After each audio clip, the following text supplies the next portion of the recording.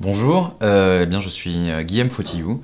Je suis le cofondateur d'une entreprise qui se nomme Linkfluence, que j'ai créée avec trois autres associés en 2006. Donc plus vraiment une start-up au sortir de nos études, ingénieur de formation, ayant fait ensuite des sciences cognitives. Et je suis par ailleurs aussi, j'ai la chance d'être professeur associé à Sciences Po, où j'enseigne les sujets aussi du web social dont on va parler aujourd'hui. Alors l'Influence, en fait, c'est un projet universitaire, initialement, qui s'est révélé être une start-up hein, et un projet business au bout de quelques années. Mais initialement, en fait, on vient de la recherche universitaire et on peut dire que l'événement qui a fondé l'Influence et qui a créé cette énergie-là, cette initiative-là, ce beau projet-là, remonte à 2005 et au traité constitutionnel européen, le référendum qu'on avait fait en France pour le traité constitutionnel européen. On était chercheurs à l'époque et on avait en fait une intuition qui était que, contrairement à ce que les sondages racontaient, contrairement à ce que l'on voyait sur l'ensemble des médias, eh bien le oui à ce référendum n'allait peut-être pas forcément l'emporter, parce que sur le web, il y avait une quantité de voix dissonantes extrêmement importante. C'est-à-dire que les sites web qui appelaient à voter non étaient beaucoup plus nombreux et beaucoup plus densément liés entre eux que les sites qui appelaient à voter oui. Et ça avait une conséquence en fait sur les moteurs de recherche, sur Google, qui faisait que lorsque l'on faisait des requêtes sur le TCE sur Google, eh bien on avait quasiment que des sites qui appelaient à voter non qui arrivaient en première position.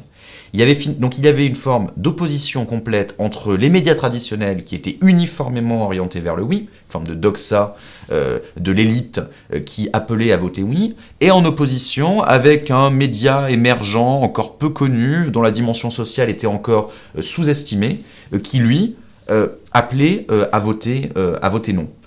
Et en fait, on sait ce qui s'est passé, effectivement, ça a surpris tout le monde, mais le non l'a emporté à ce référendum. Et donc nous, on était étudiants et chercheurs à l'université de technologie de Compiègne, dans l'Oise, et lorsqu'on a eu ce résultat, cette étude-là, le jour du référendum, alors que tous les journaux se sentaient un peu perdus et ne comprenaient pas ce qui s'était passé, eh bien, naïvement, j'ai passé un coup de téléphone à l'accueil du journal Le Monde et je leur ai dit, j'ai peut-être quelque chose qui pourrait vous intéresser. Ils ont dit ah oui peut-être, ils m'ont passé le service politique, une stagiaire est venue m'interviewer, ils ont fait un entrefilé le lendemain dans Le Monde, sauf que le surlendemain c'était dans le Financial Times et 3 jours après c'était dans le monde entier, de la Chine aux États-Unis en passant par la Russie et le Moyen-Orient.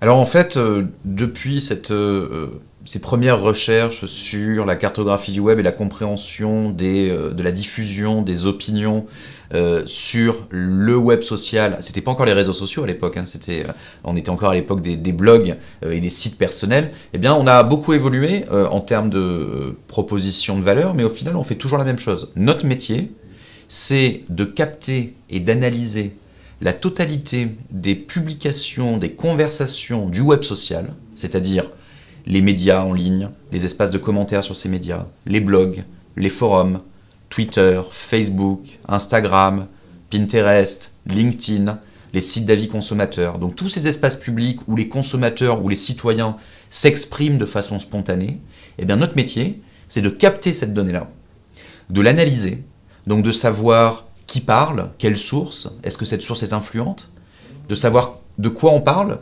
est-ce qu'on parle d'une marque, est-ce qu'on parle de produits, est-ce qu'on parle d'entreprise, de quelle thématique, de quel sujet, si on parle d'entreprise, est-ce qu'on en parle en bien ou en mal, c'est un point important dans notre métier, et comment cela se diffuse, est-ce que c'est viral, est-ce que c'est en train de générer un buzz. Une fois qu'on a fait ces analyses, on va mettre ça dans des tableaux de bord, qui vont être un logiciel en fait que l'on vend, qui s'appelle Radarly, qu'on met à disposition de nos clients, qui sont principalement des grands comptes, des annonceurs et des agences de communication, des agences digitales. Donc notre métier aujourd'hui, c'est de transformer cette matière brute du web social qui est dispersée, qui est hétérogène, qui est temps réel, et d'être capable de la capter en temps réel, de la classer, de la rendre appréhendable, de la rendre compréhensible, et de la mettre dans des tableaux de bord, et de fournir ensuite des analyses aussi, autour de cette donnée. Donc il y a un point important chez Linkfluence qui nous différencie vraiment des autres acteurs du marché, c'est qu'on a beaucoup de concurrents qui ne proposent que des logiciels.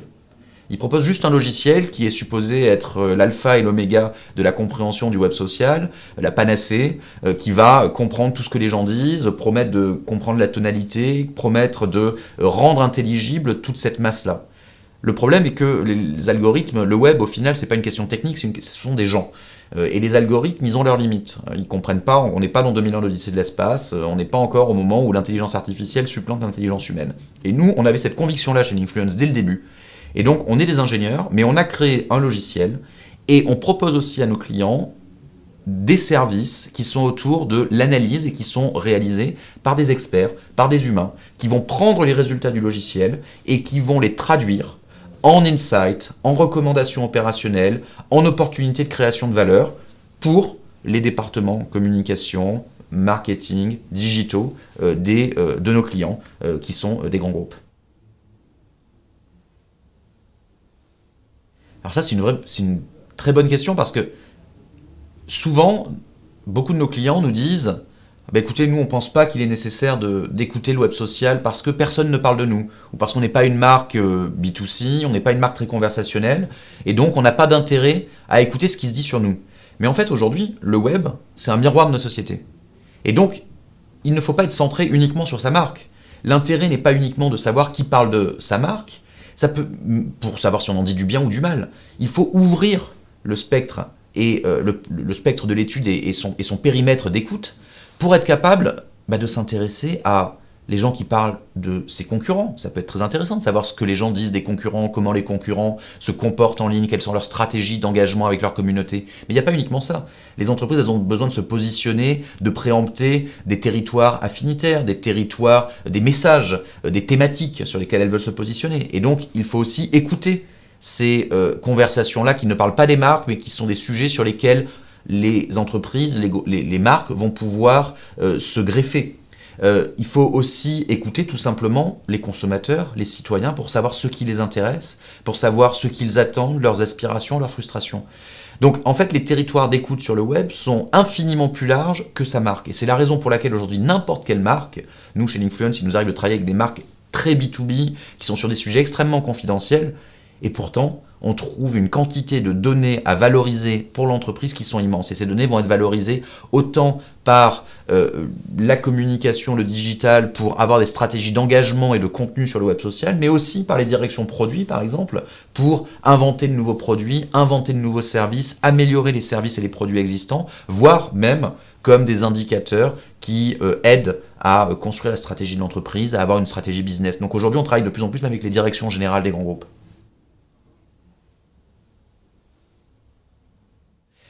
Alors, comment on s'y prend en fait? Déjà, la première erreur à ne pas commettre, c'est de penser qu'on a juste besoin d'acheter un outil et de le mettre sur étagère et de penser que c'est presse-bouton. J'appuie sur un bouton et je vais tout capter et ça va être mis dans des tableaux de bord. Et le problème qu'on constate, c'est qu'après, les clients, ils font « et alors? So what? Qu'est-ce que je vais faire de l'ensemble de ces données ?» Donc, comment faire? Eh bien, en fait, comme dans tout problème qui se pose dans une entreprise, en général, on commence par définir quels sont ses objectifs. Pourquoi est-ce que l'on veut écouter? On veut écouter le web social pour suivre uniquement sa réputation et prévenir des crises. On veut écouter le web social pour des problématiques de CRM, de relations clients, répondre aux clients mécontents. On veut écouter le web social pour savoir comment optimiser ses actions de community management. On veut écouter le web social pour avoir une meilleure stratégie éditoriale. On veut écouter le web social pour améliorer sa marque employeur et attirer de nouveaux talents.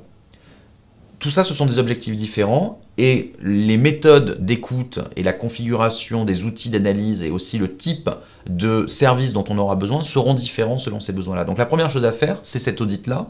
Et la finalité, ce n'est pas d'écouter le web social. La finalité, c'est ce que l'on veut en faire et comment ça va nous permettre de créer de la valeur à de multiples endroits au sein de l'organisation. Donc une fois qu'on a fait ce travail d'audit en interne de ses besoins en termes d'écoute, la deuxième phase, ça consiste à identifier s'il y a véritablement de la valeur à révéler sur le web social. Donc nous, on accompagne là-dessus. Il y a certains sujets, ça arrive très rarement, mais il y a certains cas où on dit à nos clients, écoutez, ça ne sert à rien de lancer un dispositif sur ce sujet-là parce qu'il n'y a pas suffisamment de matière. Parce que nous, on a un avantage et un inconvénient, c'est qu'on ne pose pas de questions aux gens. Les gens, il s'exprime de façon spontanée. Mais s'ils ne parlent pas du sujet qui nous intéresse, on ne peut pas les forcer.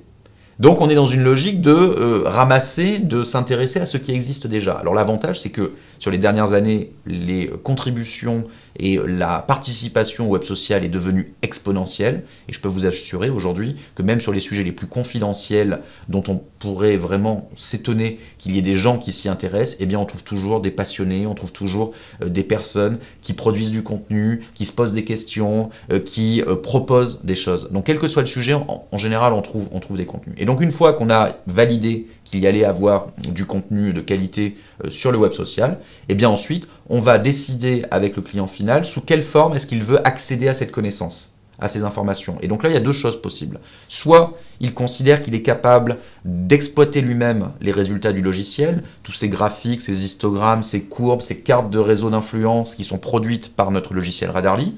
Et donc à ce moment-là, il est autonome, ou il le fait ça avec son agence, par exemple. Soit il considère qu'il a besoin d'être accompagné plus avant. Et au-delà du fait d'être formé à l'outil qui est très simple à utiliser, il va nous demander de produire des reportings, des notes d'analyse, mensuellement, hebdomadairement, quotidiennement, ou même des études sur des temps beaucoup plus longs pour revenir par exemple sur une année complète de conversation autour de sa marque ou autour de son secteur d'activité, autour de ses thématiques qu'il souhaite présenter. Voilà. Une fois qu'on a passé ces trois phases quels sont mes objectifs, est-ce qu'il y a suffisamment de matière et sous quelle forme est-ce que je veux que me soit rendue cette donnée-là, cette richesse-là, cette information-là, effectivement, on a mis en place un bon dispositif de social media intelligence.